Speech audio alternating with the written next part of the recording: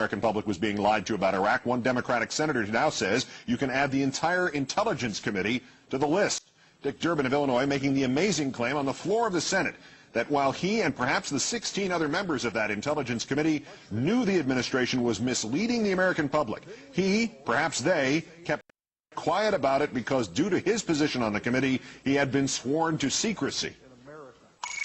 A few hundred feet away from here, in a closed room, carefully guarded, the Intelligence Committee was meeting on a daily basis for top secret briefings about the information we were receiving, and the information we had in the Intelligence Committee was not the same information being given to the American people.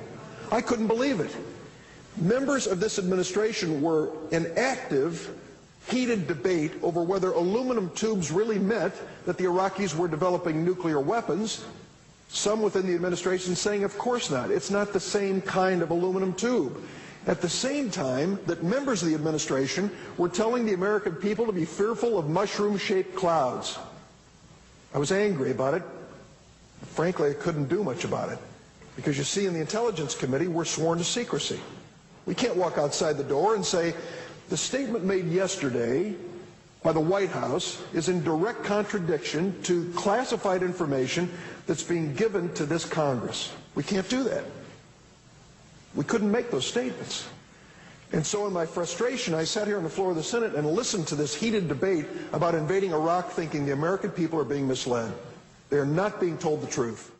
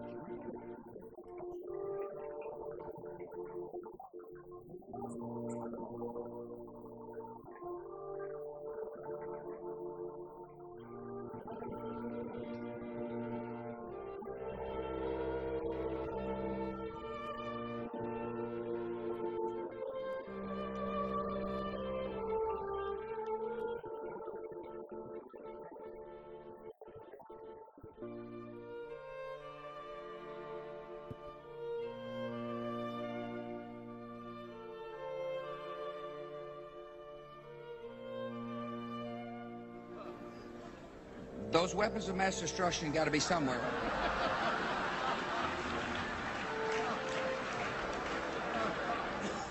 Those weapons of mass destruction got to be somewhere.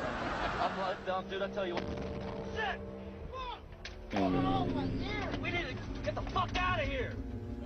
Nope, no weapons over there.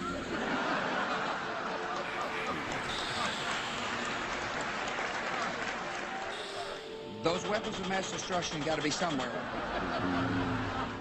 Nope, no weapons over there.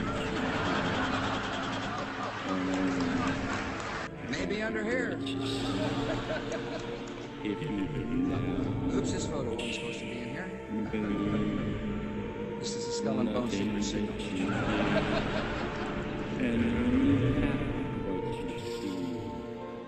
This is a skull and bone secret signal. This is a skull and bone secret signal. This is a skull and bone secret signal. Thank you.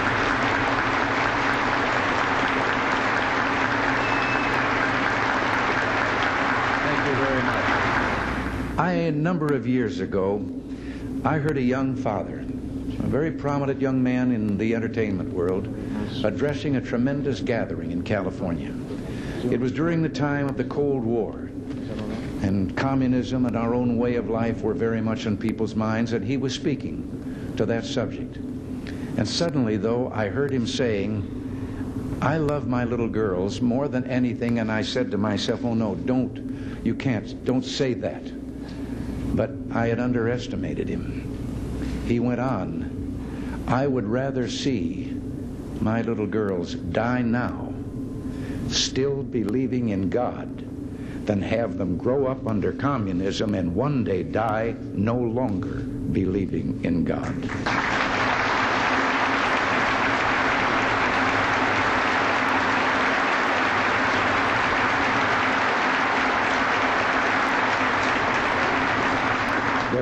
There were people in that audience.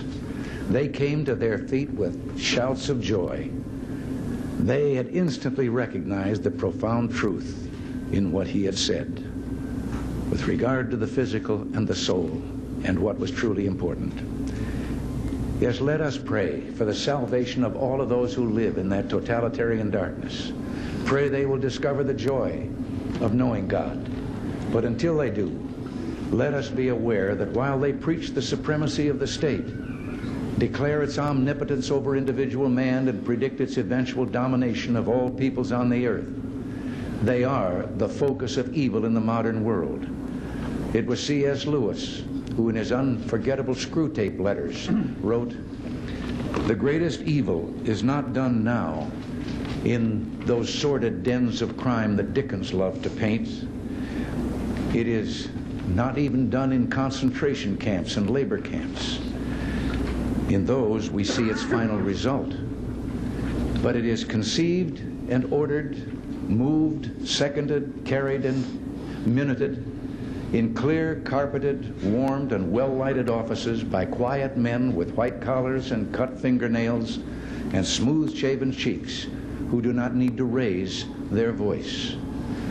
Well, because these quiet men do not raise their voices, because they sometimes speak in soothing tones of brotherhood and peace, because like other dictators before them, they're always making their final territorial demand, some would have us accept them at their word and accommodate ourselves to their aggressive impulses.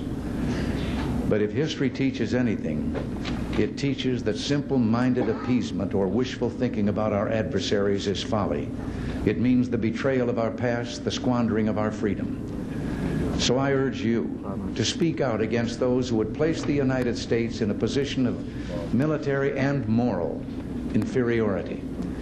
You know, I've always believed that old Screwtape reserved his best efforts for those of you in the church.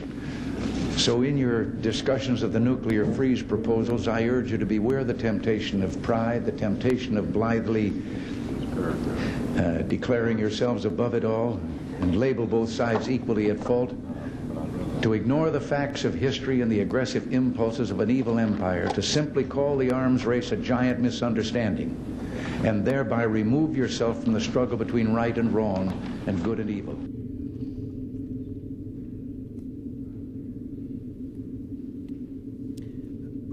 Mr. Speaker Pro Tem, I'm going to try doing something this evening, and this is going to be difficult because I'm going to try to explain something that's been annoying, and then I'm concerned that what I'm learning is actually really dangerous to our society. And then we're going to walk through some of the latest budget numbers. Look, if you don't have a life and you're someone that watches C-SPAN, you've had to deal with me once a week coming up here and functionally doing economic lectures. And I don't mean to sound like a jerk. I'm just trying to make it so there's an understanding of the actual fiscal situation we are facing as a country. And a couple weeks ago, I did one, and boom.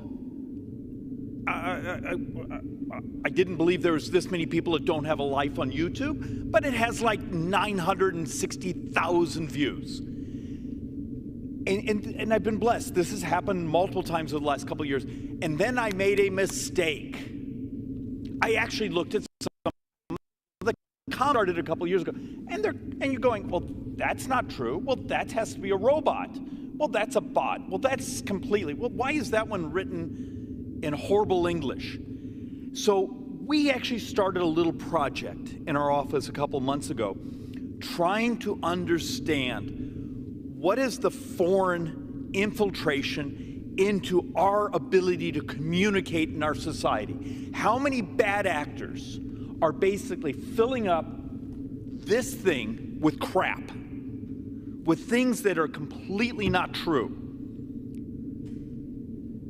And it turned out we found academic article after academic article, Microsoft doing huge data analytics, all sorts of things out there that in many ways we're at war. We don't actually understand it, but we have a war going on, and it's a war for hearts and minds. And there are bad actors around this world. The number of data points we have here showing particularly China, Russia, Iran, and it's getting weaponized at a level I don't think any of us are intellectually ready for, because AI is here, the plain language is here, and they're moving off of just your Facebook page or your social media accounts. It is moving into now fake text messages, all sorts of other ways where they're going to try to pollute and take down the West. And we are not the only ones. We have map after map of what China just did to Taiwan. Now, Taiwan actually has built a policy on how to help combat it. They get attacked on social media with fake stuff. They have teams that turn around and say, okay, here's what they said, here's the documents, look it up yourself. I don't think we're ready for this.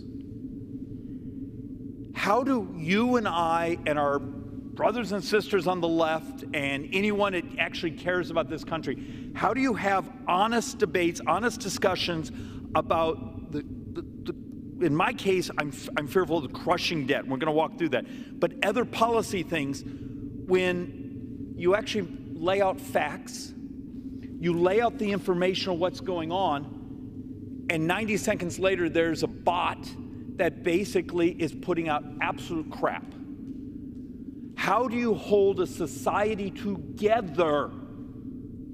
Well, you can't even agree on the baseline facts to build the debate from, when article after article, and some of these are huge. I brought these are the executive summaries. I mean, some of the ones we've gone through are hundreds of pages of tracking entire troll farms.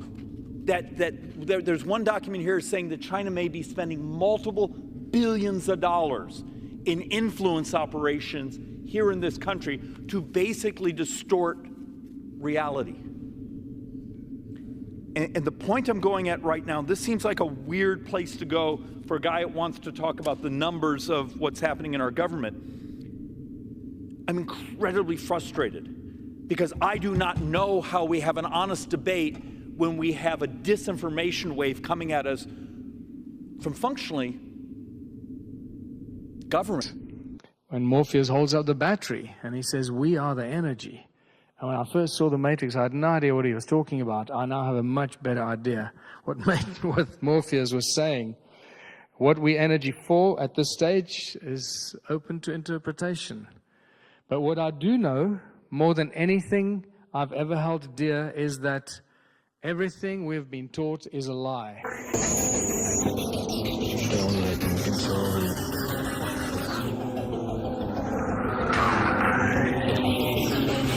They will indoctrinate you. Don't believe their lies.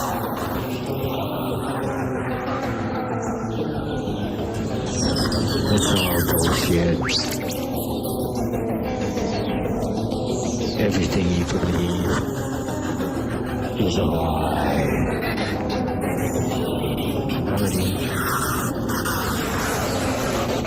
Reality is controlled by your belief.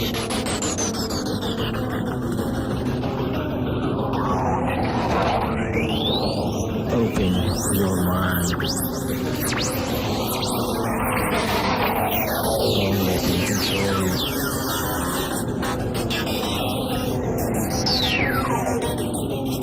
They will indoctrinate you. Don't believe their lies.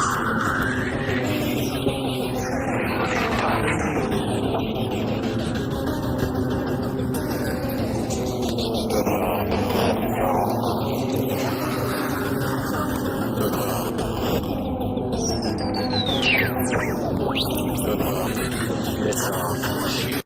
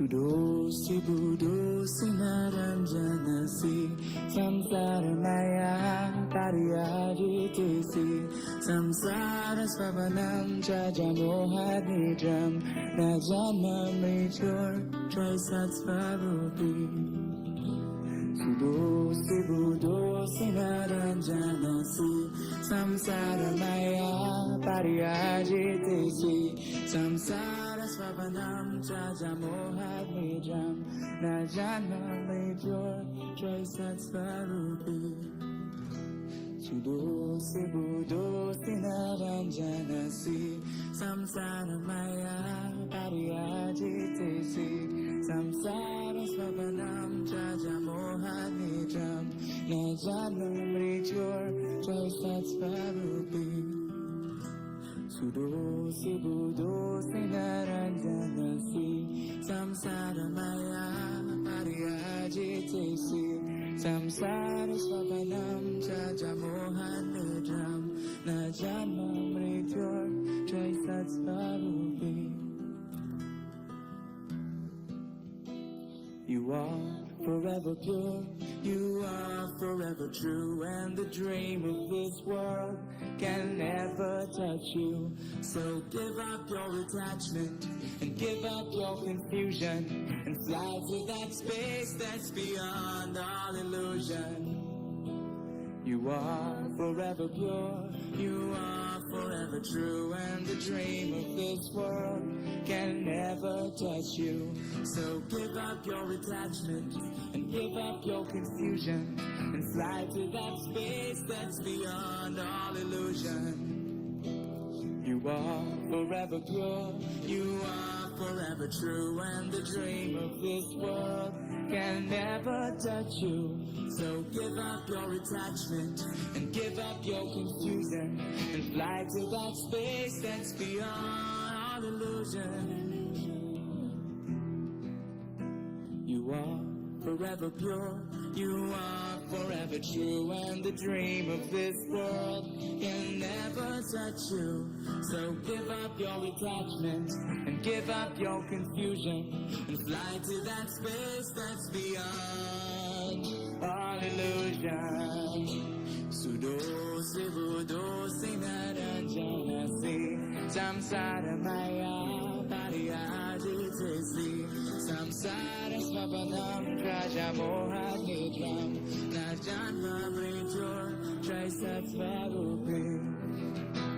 Sudo sibudo sinaranjana si samsara maya pariyajitesi samsara svapanam trajamoha nidram najanma mrityur traisatvarupi.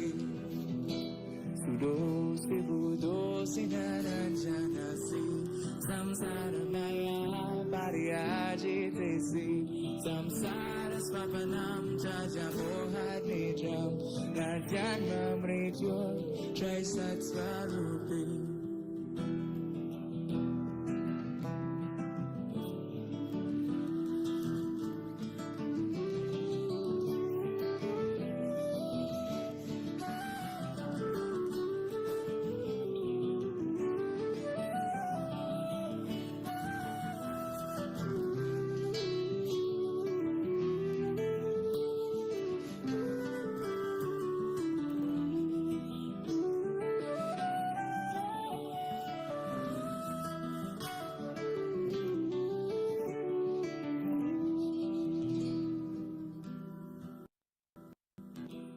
You are forever pure, you are forever true, and the dream of this world can never touch you. So give up your attachment and give up your confusion and fly to that space that's beyond all illusion. You are forever pure, you are forever true, and the dream of this world can never touch you. So give up your attachment and give up your confusion and fly to that space that's beyond all illusion. You are forever pure, you are forever true, and the dream of this world can never touch you. So give up your attachment and give up your confusion and fly to that space that's beyond all illusion. Sudo sibudo sinaranjana si samsara maya pariyajitesi samsara svapanam jajamoha nidram najanma mrityur traisatvarupi. Sudo sibudo sinaranjana si samsara maya pariyajitesi samsara svapanam jajamoha nidram najanma mrityur traisatvarupi. Sudo sibudo sinaranjana si samsara maya pariyajitesi samsara svapanam jajamoha nidram najanma mrityur traisatvarupi.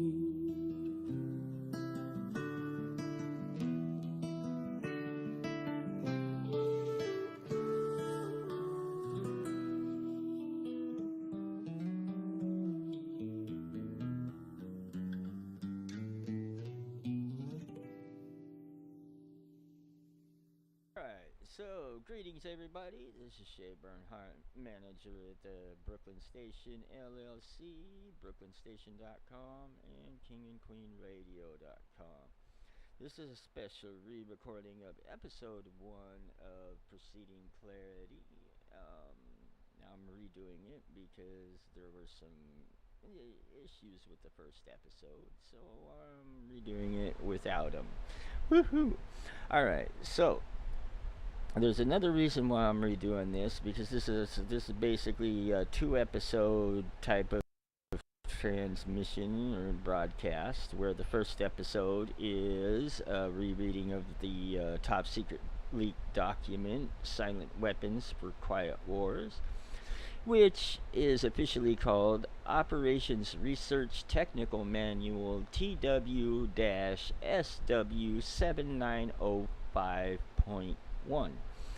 This was found in 1979 jammed in a Z-Box that was purchased at a Boeing surplus sale.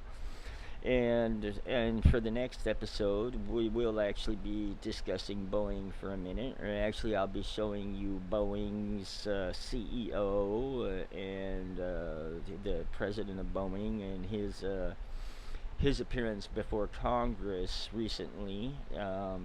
If you don't know, they did plead guilty to felony crimes, but they're not really getting punished for it because they're part of this organization.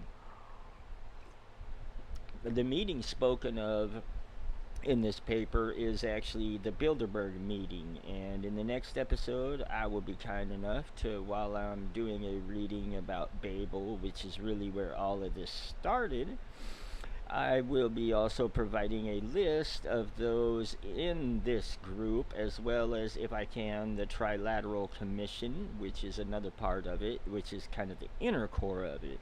These connect to the International Monetary Fund, is directly owned and controlled by the Federal Reserve System of both America and Europe, and explains actually a lot of what's going on right now as far as the economic conflict. I can say that next week's new episode is going to start digging into the monetary system and the inherent flaws in that make it so that it's basically built to collapse, and then once it collapses you get, as they put it in this paper, benevolent genocide and war in order to reset the system. What I'm going to discuss when we get into that, of course, is the fact that it's a completely unnecessary system, and that it's actually created specifically to meet the tactics that this paper discusses. There's also another paper written by, I would say, the same people years later, that's circulating in the Chinese government, that's basically says the same thing and worded very similar. Now, we're not going to read that, but I am going to provide information regarding that particular piece of that document, should anybody want to do their own research, which I highly recommend. Don't take my word for anything, because it's just wise not to believe anything you hear these days, and if you believe half of what you see, you're still fooling yourself. So I highly recommend doing your own research. And along that lines, keep in mind that the opinions and views expressed here are not the opinions and views of Brooklyn Station LLC or any of its advertisers or anybody else associated with it. They're merely my perspective on the research I've done, and they are provided for pure entertainment purposes. So basically, take what you need, store the rest away just in case you might need it later, and let's get this going, because I got a lot to cover here. Alright, now what I'm gonna do is I'm gonna end up showing you this as I read it on a screen share, so you can read along with me. I read it kind of quick, and we got a lot of territory to cover, so bear with me here. Alright, so we will begin. Welcome aboard. This publication marks the 25th anniversary of the Third World War, called the Quiet War, being conducted using subjective biological warfare Although personally I use the word neurological or psychological warfare, fought with silent weapons. This pamphlet contains an introductory description of this war, its strategies, and its weaponry. May 1974, number 74-1120. Security. It is patently impossible to discuss social engineering or the automation of a society, i.e., the engineering of a social automation system, silent weapons, on a national or worldwide scale, without implying extensive objectives of social control and destruction of human life, i.e., slavery and genocide. This manual is in itself an analog declaration of such intent. Such a writing must be secured from public scrutiny, otherwise it might be recognized as a technically formal declaration of domestic warfare.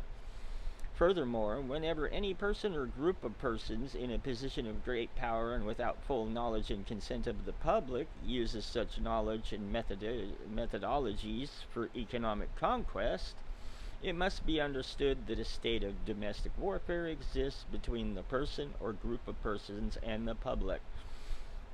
The solution of today's problems requires an approach which is ruthlessly candid, with no agonizing over religious, moral, or cultural values.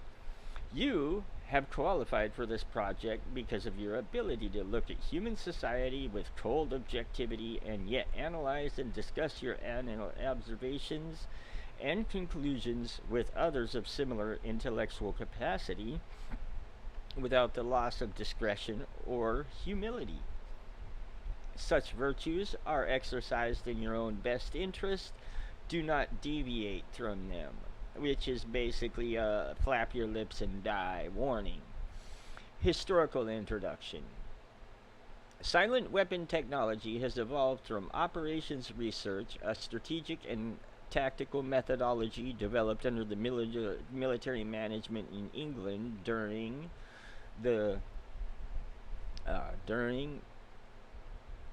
World War II. The original purpose of operations research was to study the strategic and tactical problems of air and land defense with the objective of effective use of limited military resources against foreign enemies, i.e., logistics. It was soon recognized by those in positions of power that the same methods might be useful for totally controlling a society, but better tools were necessary. Social engineering, the analysis and automation of a society, requires the correlation of great amounts of constantly changing economic information, i.e., data. Relay computers were too slow, but the electronic computer, invented in 1946 by J. Presper Ecker and John W. Moshley, filled the bill. The next breakthrough was the development of the simplest method of linear programming in 1947 by the mathematician George B. Dantzig. Then in 1948, the transistor, invented by J. Bardeen, W. H. Bratton, and W. Shockley, promised great expansion of the computer field by reducing space and power requirements. Alright, so that's 1948. Think about today, especially considering AI, the primary owners of the large language models have actually joined this group that includes OpenAI. Google's always been part of it anyway, and what's the other one? Well, we'll get to that. Alright, with these inventions under their direction, those in positions of power strongly suspected that it was possible for them to control the whole world with the push of a button. Immediately, the Rockefeller Foundation got in on the ground floor by making a 4-year grant to Harvard College, funding the Harvard Economic Research Product for the study of the structure of the American economy. 1 year later, in 1949, the United States Air Force joined in. In 1952, the grant period terminated, and a high-level meeting of the elite was held to determine the next phase of social operations research. That would be the meeting, aka otherwise known as the Bilderberg meeting, which has happened every year since then. We will, of course, show you a list of the participants, just so you know who wrote this paper or is otherwise supporting the tactics that it discusses. The Harvard project had been very fruitful, as is borne out by the publication of some of its results in 1953, suggesting the feasibility of economic, i.e. social engineering. Engineered in the last half of the decade of the 1940s, the new Quiet War machine stood, so to speak, in sparkling gold-plated hardware on the showroom floor, ready to roll by 1954. With the creation of the Maser in 1954, the promise of unlocking unlimited sources of fusion atomic energy, which they finally have figured out how to do, from the heavy hydrogen in seawater and the consequent availability of unlimited social power, was a possibility only decades away. The combination was irresistible. The Quiet War was quietly declared by the international elite at the first Bilderberg meeting held in 1954. Although the silent weapon system was nearly exposed 13 years later, the evolution of the new weapon system has never suffered any major setbacks. This volume marks the 25th anniversary of the beginning of the Quiet War. Already this domestic war has had many victories on many fronts throughout the world and cost many, many, many, many their lives. And that is my ad-lib. In 1954, it was well recognized by those in positions of authority that it was only a matter of time, only a few decades, before the general public would be able to grasp and upset the cradle of power. For the very elements of the new silent weapon technology were as accessible for a public utopia as they were for providing a private utopia. The issue of primary concern, that of dominance, revolved around the subject of the energy sciences. No surprise there, right? Energy. Energy is recognized to the key of all activity on Earth. Natural science is the study of the sources and control of natural energy, and the social science, theoretically expressed as economics, is the study of the sources and control of social energy. Both are bookkeeping systems, mathematics. Therefore, mathematics is the primary energy science, and the bookkeeper can be king if the public can be kept ignorant of the methodology of the bookkeeping. Alright, so, and as far as esoterics and your higher sciences are concerned, mathematics and geometry figure heavily into an understanding of the higher sciences. So they're not BSing here, you know. So, alright. All science is merely a means to an end. The means is knowledge, the end is control. Beyond this remains only one issue. Who will be the beneficiary? It's a big fucking club, folks, and we're not in it. In 1954, this was the issue of primary concern. Although the so-called moral issues were raised, in view of the law of natural selection, it was agreed that a nation or world of people who will not use their intelligence are no better than animals who do not have intelligence. Such people are beasts of burden and stakes on the table by choice and consent. Consequently, in the interest of future world order, peace, and tranquility, it was decided to privately wage a quiet war against the American public with the ultimate objective of permanently shifting the natural and social energy, i.e. wealth, of the undisciplined and irresponsible many into the hands of the self-disciplined, responsible, and worthy few. In order to implement this objective, it was necessary to create, secure, and apply new weapons, which, as it turned out, were a class of weapons so subtle and sophisticated in their principle of operation and public appearances as to earn for themselves the name silent weapons. In conclusion, the objective of economic research, as conducted by the magnates of capital and banking and the industries of commodities, goods, and services, is the establishment of an economy which is totally predictable and manipulatable. In order to achieve a totally predictive economy, the low-class elements of society must be brought under total control, i.e., must be housebroken, trained, and assigned a yoke and long-term social duties from an early age before they have an opportunity to question the propriety of the manner. In order to achieve such conformity, the lower class family unit must be disintegrated by a process of increasing preoccupation of the parents and the establishment of government operated daycare centers for the occupationally orphaned children. The quality of education given to the lower class must be of the poorest sort, so that the mode of ignorance isolating the inferior class from the superior class is and remains incomprehensible to the inferior class. With such an initial handicap, even bright lower class individuals have little, if any, hope of extracting themselves from their assigned lot in life. This form of slavery is essential to maintain some measure of social order, peace, and tranquility for the ruling upper class. Alright, so let's read that again. In order to achieve a totally predictable economy, the low-class elements of society must be brought under total control, i.e., they must be housebroken, trained, and assigned a yoke and long-term social duties from a very early age before they have an opportunity to question the propriety of the matter. In order to achieve such conformity, the lower class family unit must be disintegrated by a process of the increasing preoccupation of the parents and the establishment of government operated daycare centers for the occupationally orphaned children.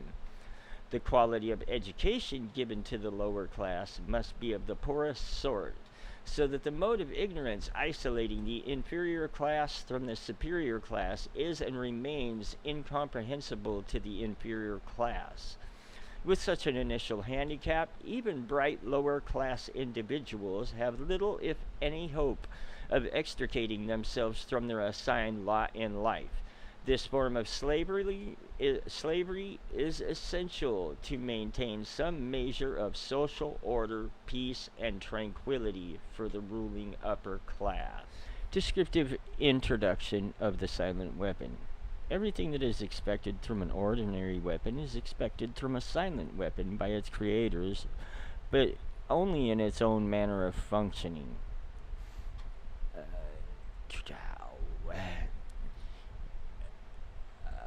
It shoots situations instead of bullets, propelled by data processing instead of chemical reaction or explosion, originating from bits of data instead of grains of gunpowder, from a computer instead of a gun, operated by a computer programmer instead of a marksman, under the orders of a banking magnate instead of a military general.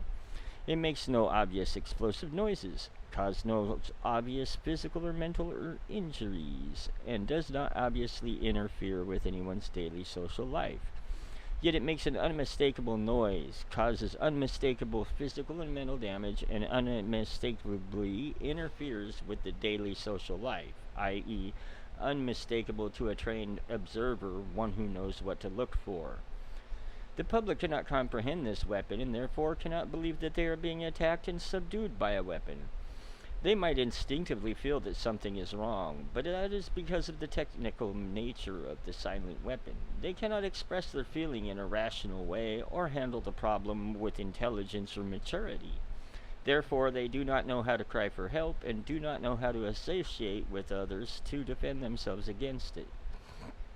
When a silent weapon is applied gradually, the public adapts to its presence, and learns to tolerate its encroachment on their lives until the pressure, psychological via economic, becomes too great and they crack up. Therefore, the silent weapon is a type of biological warfare. It attacks the vitality, options, and mobilities of the individuals of a society by knowing, understanding, manipulating, and attacking their sources of natural and social energy, and their physical, mental, and emotional strengths and weaknesses. Alright, so Now we go into the theoretical introduction, which starts with a quote from one of the people that helped come up with the theories in this, Meyer Amschel Rothschild, which everybody's probably heard this one, which is, give me control over a nation's currency, and I care not who makes its laws. Today's silent weapons technology is an outgrowth of a simple idea discovered, succinctly expressed, and effectively applied by the quoted Mr. Meyer Amschel Rothschilds.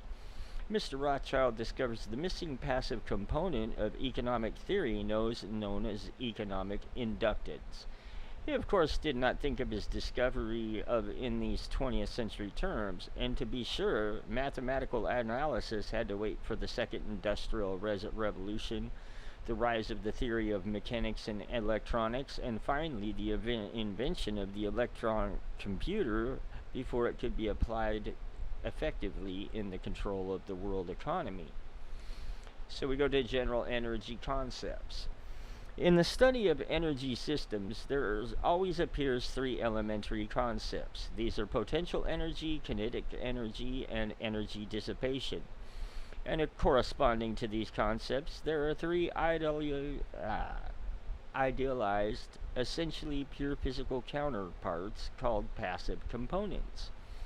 In the science of physical mechanics, the phenomena of potential energy is associated with a physical property called elasticity or stiffness, and can be represented by a stretched spring. In electronic science, potential energy is stored in a capacitor instead of a spring. This property is called capacitance instead of elasticity or stiffness. In the science of physical mechanics, the phenomena of kinetic energy is associated with a physical property called inertia or mass, and can be represented by a mass or a flywheel in a motion. In electronic science, kinetic energy is stored in an inductor in a magnetic field instead of mass. This property is called inductance instead of inertia. In the science of physical mechanics, the phenomena of energy dissipation is associated with a physical property called friction or resistance, and can be in the science of physical mechanics, the phenomena of energy dissipation is associated with a physical property called friction or resistance, and can be represented by a dash pot or other device which converts energy into heat. In electronic science, the dissipation of energy is performed by an element called either a resistor or a conductor, the term resistor being the one generally used to describe the more ideal device.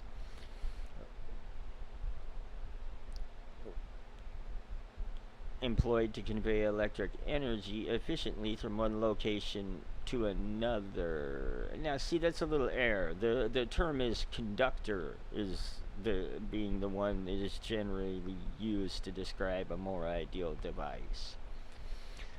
The property of a resistance or conductor is measured as either resistance or conductance reciprocals. In economics, these three energy concepts are associated with economic capacitance, which is capital, money, stock, inventory, investments in buildings and durables. Economic conductance is goods, or the production flow of coefficients. Economic inductance is services, the influence of the population on industry on output. All of the mathematical theory developed in the study of one energy system, mechanics, electronics, etc., can be immediately applied in the study of any other energy system, i.e., economics. Mr. Rothschild's energy discovery. What Mr. Rothschild had discovered was the basic principle of power, influence, and control over people as applied to economics. That principle is, when you assume the appearance of power, people soon give it to you. Mr. Rothschild had discovered that currency or deposit loan accounts had the required appearance of power that could be used to induce people, inductance with people corresponding to a magnetic field, into surrendering their real wealth in exchange for a promise of greater wealth instead of real compensation. They would put up real collateral in exchange for a loan of promissory notes. Mr. Rothschild found that he could issue more notes than he had backing for, so long as he had someone's stock of gold as a persuader to show his customers. Mr. Rothschild loaned his promissory notes to individuals and to governments. These would create overconfidence. Then he would make money scarce, tighten control of the system, and collect the collateral through the obligation of the contracts. The cycle was then repeated. These pressures could be used to ignite a war. Then he would control the availability of currency to determine who would win the war. That government which agreed to give him control of its economic system got his financial support. Collection of debts was guaranteed by economic aid to the enemy of the debtor. The profit derived from this economic methodology made Mr. Rothschild all the more able to expand his wealth. He found that the public greed would allow currency to be printed by government order beyond its limits, inflation of backing in precious metal, or the production of goods and services. Apparent capital as a paper inductor. In this structure, credit, presented as a pure element called currency, has the appearance of capital, but is in effect negative capital. Hence, it has the appearance of service, but is in fact indebtedness or debt. It is therefore an economic inductance instead of an economic capacitance. Capacitance. Basically, what's that to say is it's sucking energy rather than producing energy. So that's more or less the gist of it. It's using energy and converting it to heat rather than producing energy that can be used to produce work. Alright. And if balanced in no other way, will be balanced by the negation of population, war, genocide. The total goods and services represent real capital called the gross national product, and currency may be printed up to this level and still represent economic capacitance. But currently printed... Alright.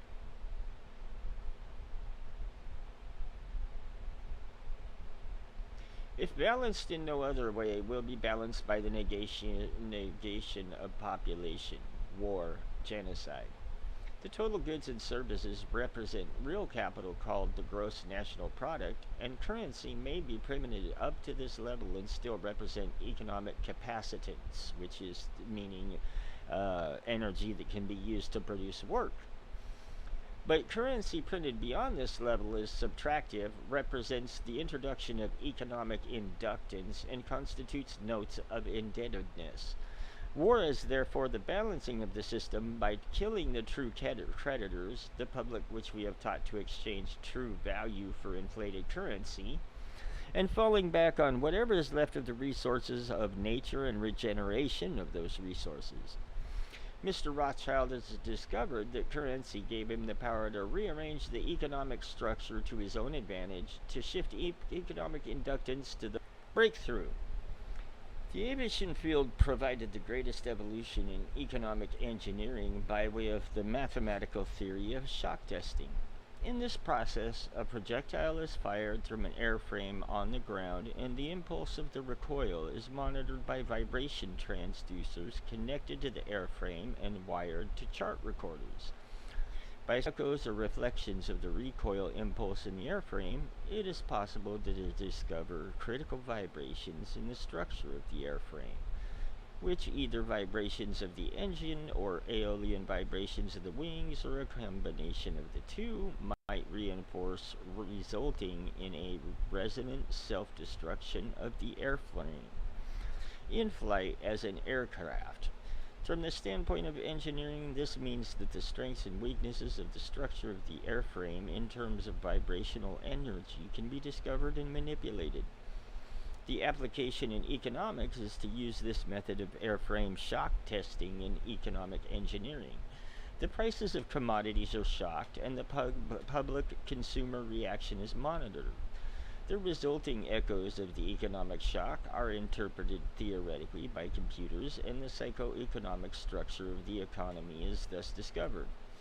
It is by this process that partial, differential, or indifference matrices are discovered that define the family household and make possible its evaluation as an economic industry. Then the response of the household to future shocks can be predicted and manipulated, and society becomes a well-regulated animal with its reins under the control of a sophisticated computer-regulated social energy bookkeeping system. Eventually, every individual element of the structure comes under computer control through a knowledge of personal preferences, such knowledge guaranteed by computer association of consumer preferences. Universal Product Code, UPC, zebra stripe pricing codes on packages. Can you say Google? And Microsoft? Yeah, AI, etc., etc., etc. With identified consumers, identified via association with the use of a credit card and later a permanent tattooed body number invisible under normal ambient illumination. Summary. Economics is only a social extension of a natural energy system. It also has its three passive components. Because of the distribution of wealth and the lack of communication and lack of data, this field has been the last energy field for which a knowledge of these three passive components has been developed. Since energy is the key to all activity on the face of the earth, it follows that in order to attain a monopoly of energy, raw materials, goods, and services, and to establish a world system of slave labor, it is necessary to have a first strike capability in the field of economics. In order to maintain our position, it is necessary that we have absolutely first knowledge of the science of control over all economic factors and the first experience at engineering the world economy. In order to achieve such sovereignty, we must at least achieve this one end, that the public will not make either the logical or mathematical connection between economics and the other energy sciences or learn to apply such knowledge. This is becoming increasingly difficult to control because more and more businesses are making demands upon their computer programmers to create and apply mathematical models for the management of those businesses. It is only a matter of time before the new breed of private programmer economists will catch on to the far-reaching implications of the work begun at Harvard in 1948. The speed with which they can communicate their warning to the public will largely depend upon how effective we have been at controlling the media, subverting education, and keeping the public distracted. Energy science has a first objective to describe the complex way in which any given unit of resources is used to satisfy some economic want. The Leontief matrix. The first objective, when it is extended to get the most product from the least or limited resources, it compromises. Let's try that again. Economics as a social energy science has a first objective, the description of the complex way in which any given unit of resources is used to satisfy some economic want. This first objective, when it is extended to get the most product from the least or limited resources, comprises that objective of general military and industrial logistics known as operations research. See Simplex method of linear programming. The Harvard Economic Research Project was an extension of World War II operations research. Its purpose was to discover the science of controlling an economy. At first the American economy and then the world economy. It was felt that with sufficient mathematical foundation and data, it would be nearly as easy to predict and control the trend of an economy as to predict and control the trajectory of its projectile. Such has proven to be the case. Moreover, the economy has been transformed into a guided missile right on target.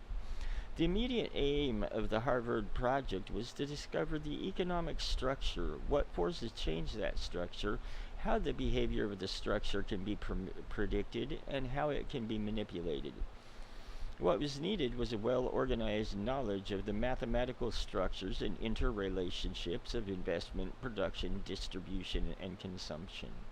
To make a short story of it all, it was discovered that an economy obeyed the same laws as electricity, and that all of the mathematical theory and practical and computer know-how developed for an electronic field could be directly applied in the study of economics.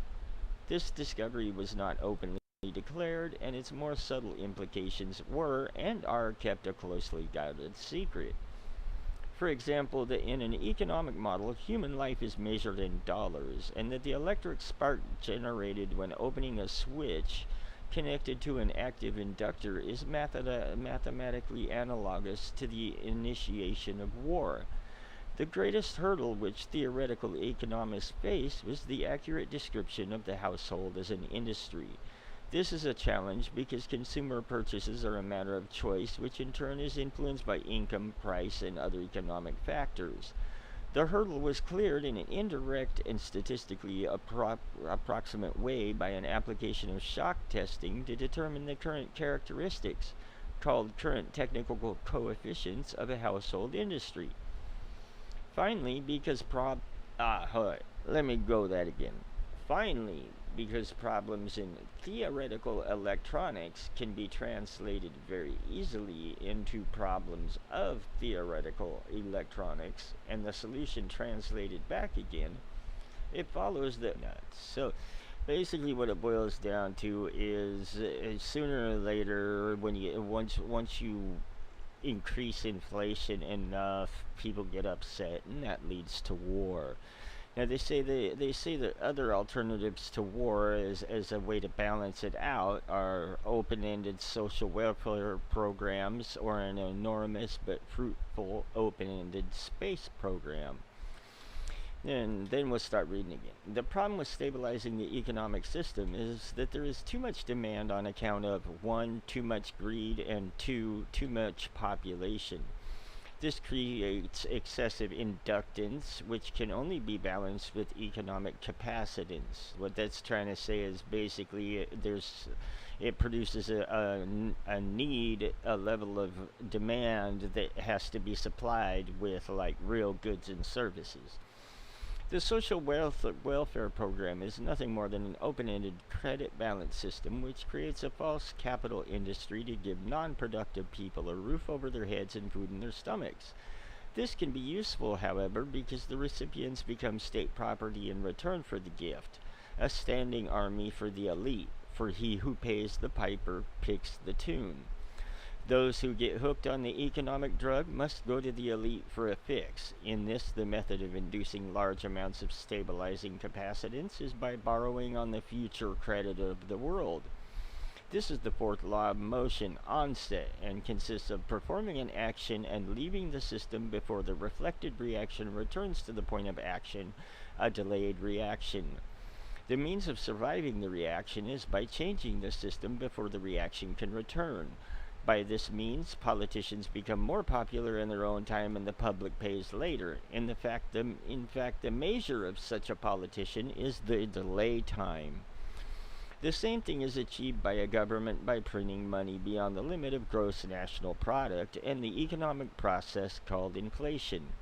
This puts a large quantity of money into the hands of the public and maintains a balance against their greed, creates a false self-confidence in them, and for a while stays the wolf from the door. They must eventually resort to war to balance the account because war ultimately is merely the act of destroying the creditor, and the politicians are the publicly hired hitmen that justify the act to keep the responsibility and blood off the public conscience.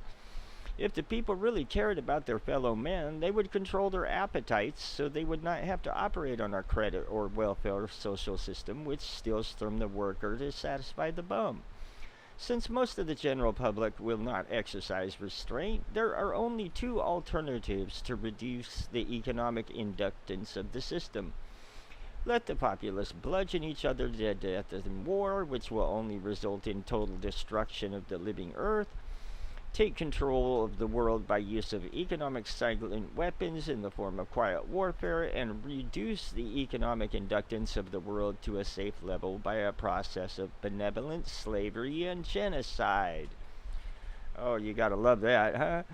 The later option has been taken as the obviously better option. So their goal in this instance, they're really not per se wanting a war so much as benevolent slavery and genocide.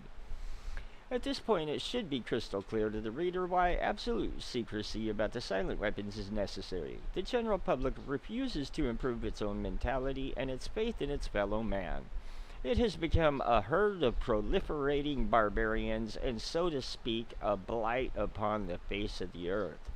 They do not care enough about economic science to learn why they have not been able to avoid war despite religious morality and their religious or self-gratifying refusal to deal with earthly problems renders the solution of the earthly problem unreachable to them. It is left for those few who are truly willing to think and survive as the fittest to survive to solve the problem for themselves. Aspects of economic shock testing, and we really don't need to go into that. You know, you feel that every time you go in and try to buy some food, right? Alright, so by shock testing, it is found that there is a direct relationship between the availability of money flowing in an economy and the real psychological outlook and response of masses of people dependent upon that availability. For example, there is a measurable quantitative relationship between the price of gasoline and the probability that a person would experience a headache, feel a need to watch a violent movie, smoke a cigarette, or go to a tavern for a mug of beer. It is most interesting that by observing and measuring the economic models by which the public tries to run from their problems and escape from reality, and by applying the mathematical theory of operations research, it is possible to program computers to predict the most probable combination of created events and shocks which will bring about a complete control and subjugation of the public through a subversion of the public economy. Let's go through that one more time, and let's kind of keep AI in mind here, alright? So, it is possible to program computers to predict the most probable combination of created events and shocks, which will bring about a complete control and subjugation of the public through a subversion of the public economy. Just so you know. Alright, so then it goes into more math on the shock testing. And again, you know, if you want to dig through the math and you're familiar with the, you have to be pretty much familiar with motor theory, electronic theory, economics, and calculus, and yeah, that's about it. Algebra, of course. Yeah, so if you're familiar with all of that, and you know, if you have a little bit of esoteric teachings behind that, the higher sciences, then the math gets really interesting. All right, so I will of course have a link for this posted anyway. All right, so bye. Let's skip all the math for right now. This is the result into which we substitute to get a set of conditions of prices of commodities, bad news on TV, which will deliver a collapse of public morale ripe for takeover. Once the economic price and sales coefficients are determined, they may be translated into the technical supply and demand coefficients. Shock testing of a given commodity is then repeated to get the time rate of change of these technical coefficients. Alright, now we talk about economic amplifiers. Economic amplifiers are the active components of economic engineering. The basic characteristic of any amplifier, mechanical, electrical, or economic, is that it receives an input control signal and delivers energy from an independent energy source to a specified output terminal in a predictable relationship to that input control signal. The simplest form of an economic amplifier is a device called advertising. If a person is spoken to by a TV advertiser as if he were a 12-year-old, then due to suggestibility, he will, with a certain probability, respond or react to that suggestion with the uncritical response of a 12-year-old, and will reach into his economic reservoir and deliver its energy to buy that product on impulse when he passes it in the store. An economic amplifier may have several inputs and outputs. Its response might be instantaneous or delayed. Its circuit symbol might be the rotary switch if its options are exclusive, qualitative, go or no go, or it might have its parametric input output relationship specified by a matrix with internal energy sources represented. Whatever its form might be, its purpose is to govern the flow of energy from a source to an output, synced in direct relationship to an input control signal. For this reason, it is called an active circuit element or component. Economic amplifiers fall into classes called strategies, and in comparison with electronic amplifiers, the specific internal functions of an economic amplifier are called logistical instead of electrical. Therefore, economic amplifiers not only deliver power gain, but also in effect are used to cause changes in the economic circuitry. In the design of an economic amplifier, we must have some idea of at least 5 functions, which are the available input signals, the desired output control objectives, the strategic objective, the available economic power sources, the logistical options.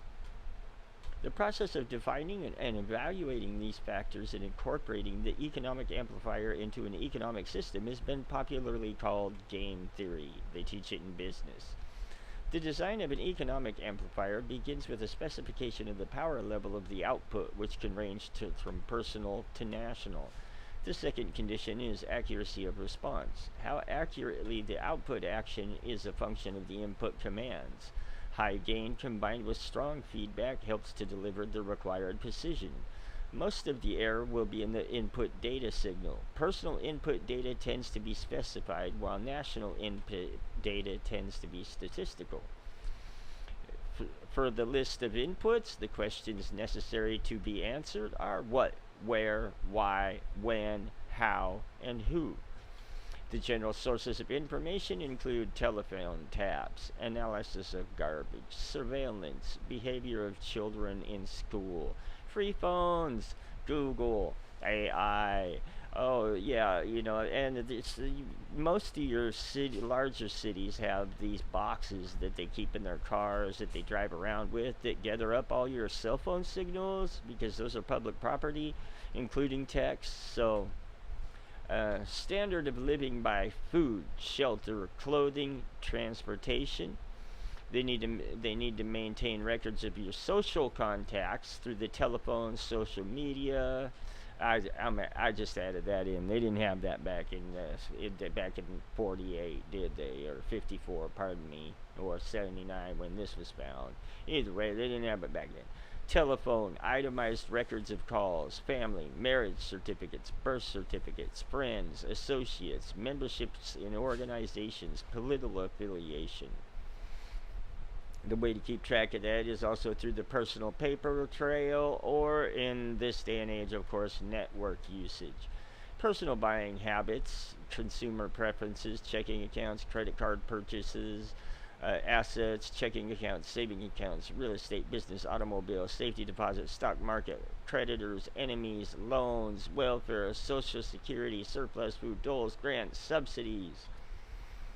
Principles of deploy: the citizen will almost always make the collection of information easy if he can operate on the free sandwich principle of eat now and pay later.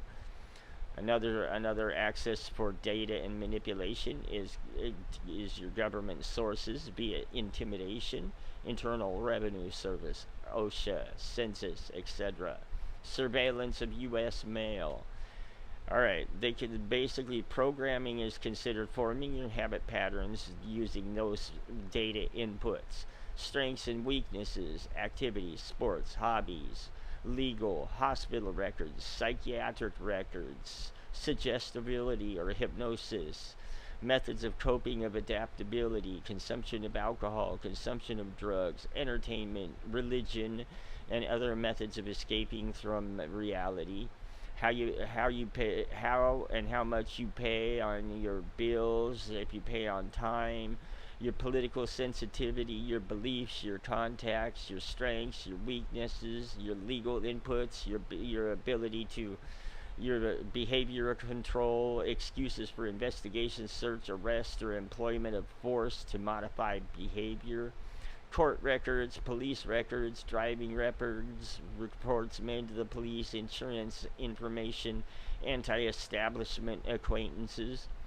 And then there's the national input information, business sources, prices, commodity sales, investments, banks, miscellaneous sources, polls, surveys, publications, telephone records, energy and utility purchases. All right. So you take all that information and you sift it down and you weaponize it and you end up with an output that creates controlled situations. Manipulation of the economy and hence society, control by control of compensation and income. The sequence you do this in is first you allocate opportunities, then you destroy the opportunities. Then you take control of the economic environment. Then you control the availability of raw materials. You begin to control the capital, the bank rates, and the inflation of the currency. By controlling the inflation of the currency, you gain control and possession of property, which allows you to control industrial capacity. Once you have control of manufacturing, you can control the availability of goods and commodities, which means you can control the price of those commodities. And you can control the services and the labor force by the payment and control payments to government officials, and thus gain control of legal functions. This allows you to control all of the personal data files. It also allows you to control advertising, media content, the material available for TV. It allows you to control what news they get so you can disengage attention from real issues, control their emotions, create disorder, chaos, insanity. Then you become more probing tax form. You use that money to control the surveillance, increase your storage of information. They don't put it in here, but now that we got AI, they can actually sort through this massive sheath of information they're gathering. Develops a psychological analysis and profiles of each individual, controls the legal functions, controls sociological factors, controls health options, preys on weaknesses, cripples strengths, leeches wealth and substance. So that's straight up that's the tactics to get to their overall strategy. That's where they make a mistake here. If you know anything about tactics and strategy, what they listed there was strategies, or tactics, not strategies. They never list their overall and true strategy in this, but we'll go into that eventually. All right, table of strategies. Do this. Keep the public ignorant to get less public organization. Maintain access to control points for feedback, which allows you to monitor the reaction. Create preoccupation to lower defense. Attack the family unit to control the education of the young. Give less cash and more credit for more self-indulgence and to make it easier to gather data. Attack the privacy of the church. Destroy faith in this sort of government. Create social conformity. Computer programming simplicity. Minimize the tax protest. For maximize economic data and minimum enforcement problems. Stabilize the consent, makes it simpler. Tighten control of variables so that there's greater predictability. Establish boundary conditions, also to make it easier. Proper timing so that there's less margin for error. Cement and maximize control so there is a minimum resistance. Then collapse the currency to destroy the faith of the American people in each other. Diversion, the primary strategy. Experience has proven that the simplest method of securing a silent weapon and gaining control of the public is to keep the public undisciplined and ignorant of the basic system principles on the one hand, while keeping them confused, disorganized, and distracted with matters of no real importance on the other hand. This is achieved by disengaging their minds, sabotaging their mental activities, providing a low-quality program of public education in mathematics, logic, systems design, and economics, and discouraging technical creativity. engaging their emotions, increasing their self-indulgence and their indulgence in emotional and physical activities by unrelenting emotional affrontations and attacks, mental and emotional rape by way of a constant barrage of sex, violence, and wars in the media, especially in the TV and newspapers, and now the internet, right? Giving them what they desire in excess, junk food for thought, and depriving them of what they really need, spirituality, right? Rewriting history and law and subjecting the public to this creation, thus being able to shift their thinking from personal needs to highly fabricated outside priorities. These preclude their interest in and discovery of the silent weapons of social automation technology. The general rule is that there is profit in confusion. The more confusion, the more profit. Therefore, the best approach is to create problems and then offer solutions. Diversion summary, media. Keep the adult public attention diverted away from the real social issues and captivated by matters of no real importance. Schools. Keep the young public ignorant of real mathematics, real economics, real law, and real history. Entertainment. Keep the public entertainment below a 6th grade level. Work. Keep the public busy with no time to think. Back on the farm with the other animals. Consent. The primary victory. A silent weapon operates upon data obtained from a docile public by a legal but not always lawful force. Much information is made available to silent weapon systems programmers through the Internal Revenue Service and Google, OpenAI. See studies in the structure of the American economy for an IRS source list. Oh yeah, by the way, yeah, Facebook is in on this too. Yeah, that he's knee deep in this. So he'll be here to tell you yet another doom and gloom approaching from directions that you didn't even know there were directions, which is what the news does right now. Which, of course, you remember if you were there for earlier, I was reading about that specifically by design. So, I highly recommend, really limiting yourself to the amount of official and approved media sources that you expose yourself to if you really want to be able to break free of slavery, because that's what they're talking about here.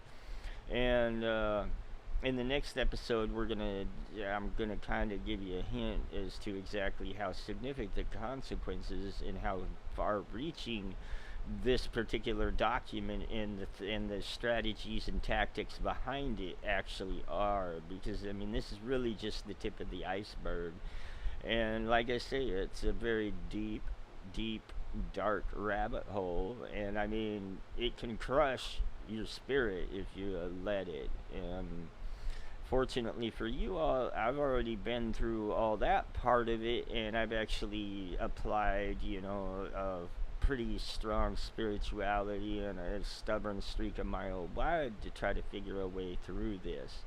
So I'm not taking you down this rabbit hole without giving you a little bit of hope along the way, because there is hope. It's like, we'll get to that when we get to it, but they're not gods, and they're not undefeatable. Now, killing them doesn't do no good, but we'll go into that later. But they can be defeated without force of arms. This I know for a fact. So basically, it's not necessary to go to war. That's their game. Gandhi is a pretty good example, and Buddha is another prime example of people who knew what it was really about, and what a true warrior or a true movement for change is. Because basically they taught us to hate long ago. We'll cover that in the next episode here. But that's not natural. It's something they taught us. Cain and Abel was a learned behavior, and since then it's been pretty screwed up. But it's like, it's not without hope. And everybody that in the in the community, of archaeologists, the esoteric community. There's a lot of people that wish they could tell you basically a lot of what I'm gonna be revealing in this episode and future episodes, and they simply can't because they have too much to lose. So you can't hold that against them. There are those that do, and pretty much they find themselves, they pay the price. So I mean, believe me, in order for me to sit and tell you what I'm going to be telling you, it's like that makes enemies, and those enemies have all the resources in the world, but screw them. Anyway, so where are we? We were at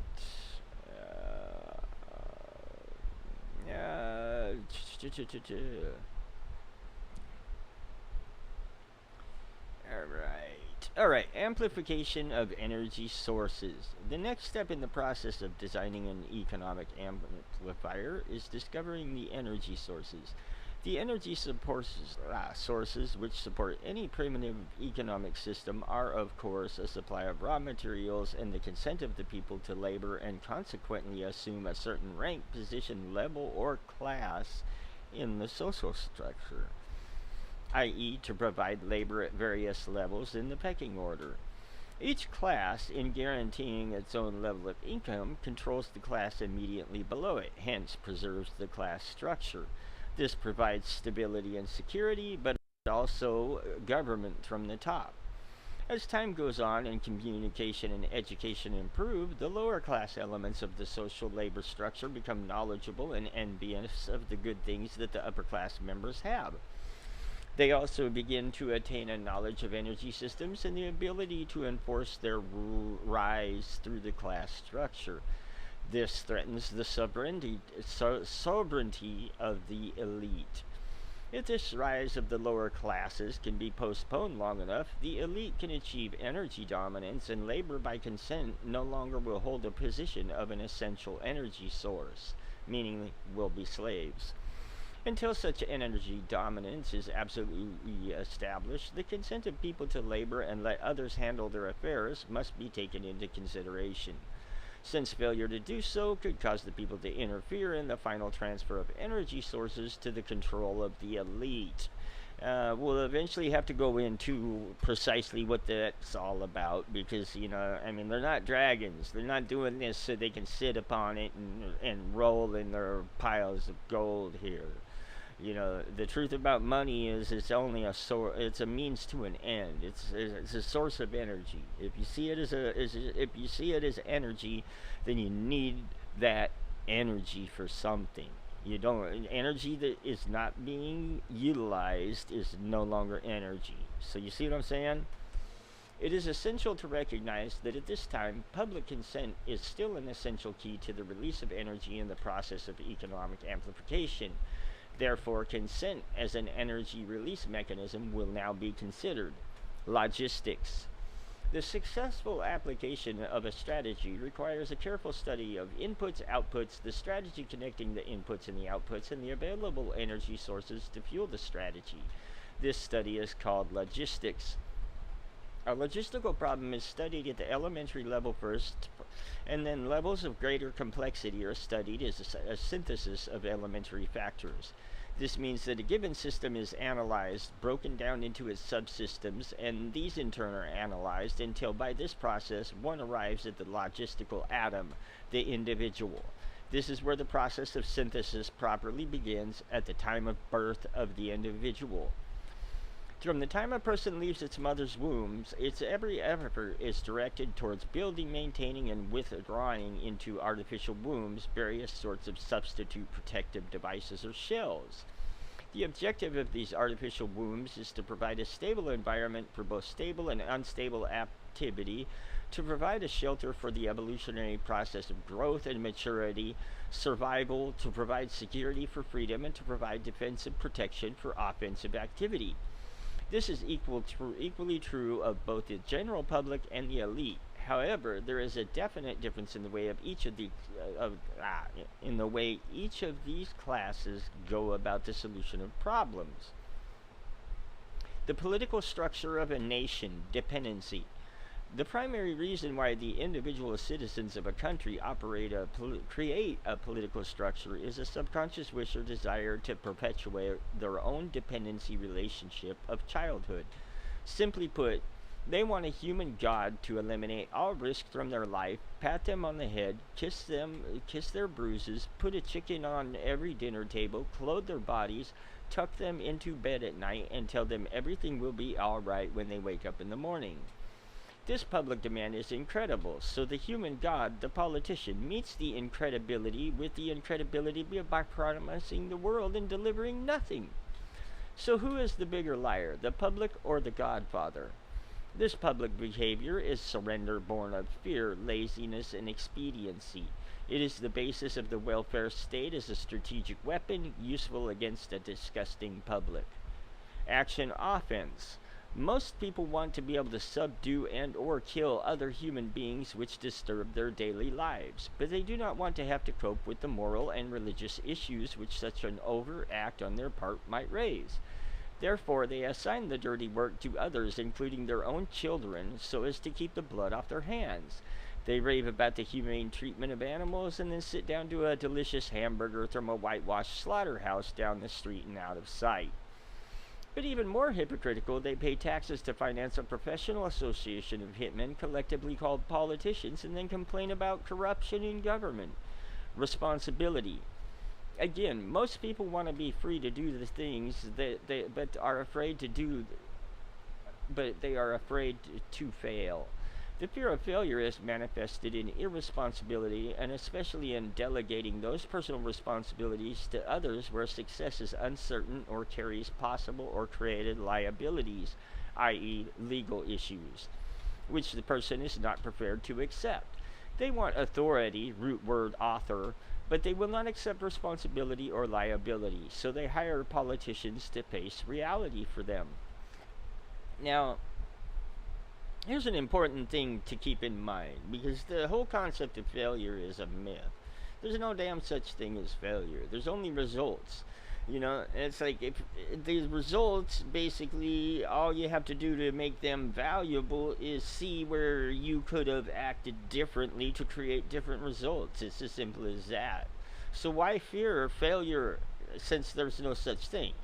You can't possibly fear making mistakes, because the first thing, part of the learning process is making your mistakes.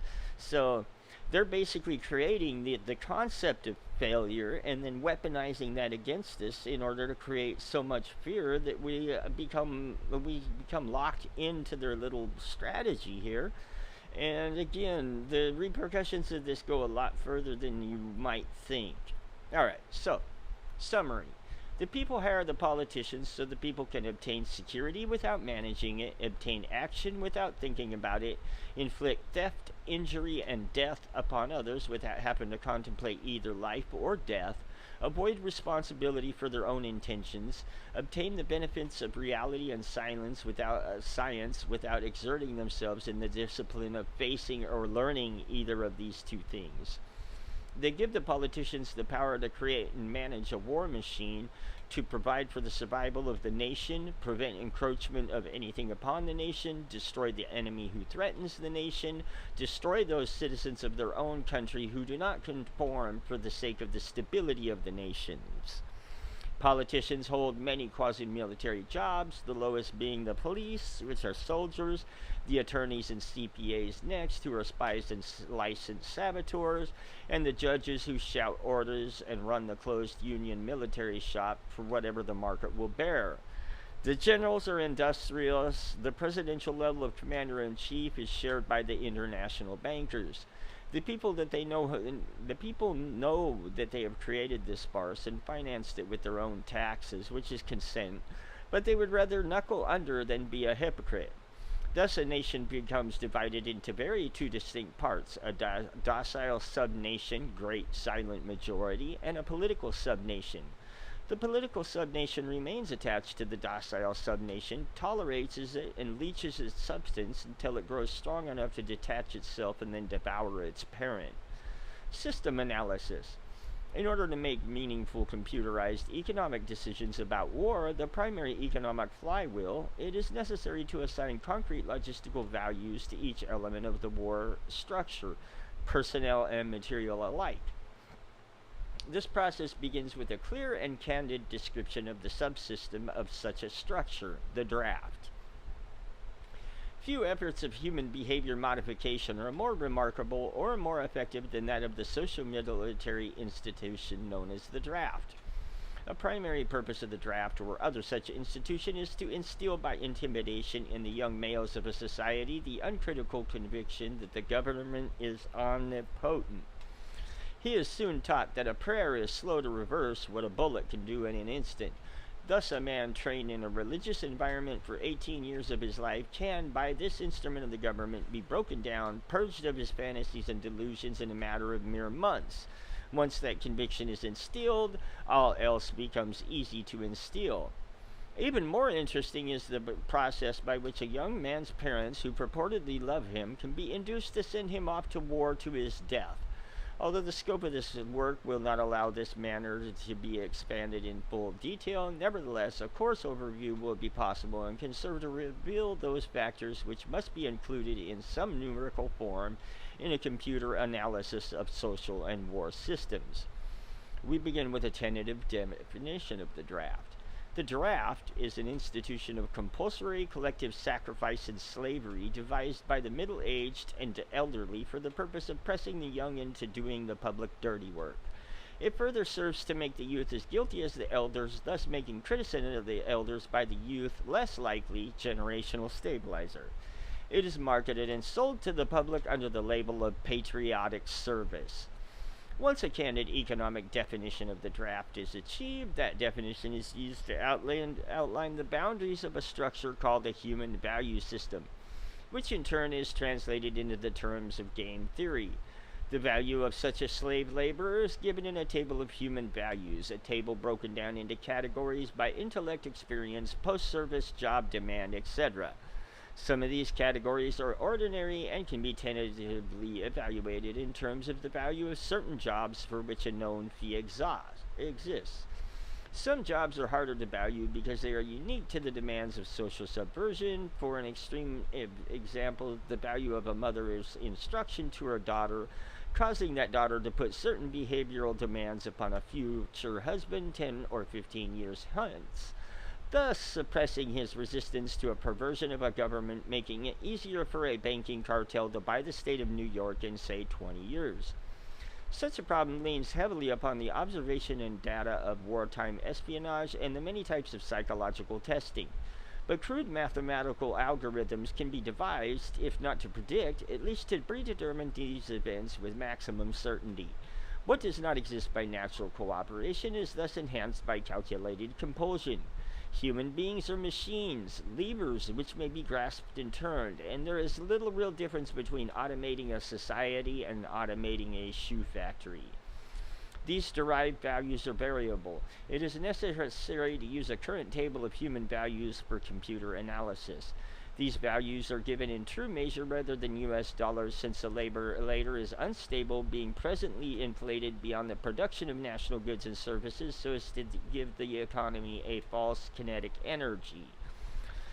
The silver value is stable. It is being possible to buy the same amount with a gram of silver today, blah, blah, blah, blah, blah, blah. All right, enforcement, factor 1. As in every social system approach, stability is achieved only by understanding and accounting for human nature, action-reaction patterns.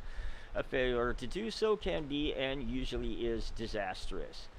As in other human social schemes, one form or another of intimidation or incentive is essential to the success of the draft, the carrot and the stick, right?